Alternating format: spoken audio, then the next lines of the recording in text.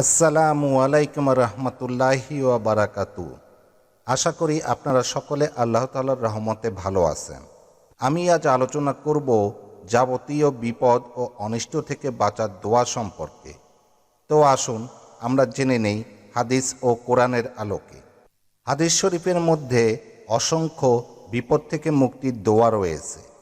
তার মধ্যে একটি হলো রাসূলুল্লাহ সাল্লাল্লাহু আলাইহি ওয়াসাল্লাম বলেছেন, প্রতিদিন সকালে ও সন্ধ্যায় যে কেউ এই দোয়াটি 3 বার পাঠ করবে, কোনো কিছুই তার অনিষ্ট করতে পারবে না।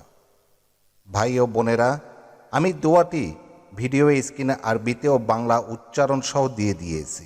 দোয়াটি আসছে তিরমিজি শরীফের হাদিস নম্বর 3388। দোয়াটির অর্থ হলো, আল্লাহ তাআলার নামে শুরু, যার নামের বরকতে আকাশ ও মাটির কোনো কিছুই অনিষ্ট করতে পারে না, কোনো ক্ষতি করতে পারে না। তিনি সর্বশ্রোতা, সর্বজ্ঞানী। কিভাবে আমল করবেন? সকালে 3 বার এবং সন্ধ্যায় 3 বার, অর্থাৎ মাগরিবের নামাজের পর 3 বার এবং ফজর নামাজের পর 3 বার এই দোয়াটি পাঠ করলে পৃথিবীর কেউ কোনো ক্ষতি করতে পারবে না। এমনকি বড় বড় রোগ, বালা মুসিবত ও বিপদ কাছে আসতে পারবে না, ইনশাআল্লাহ।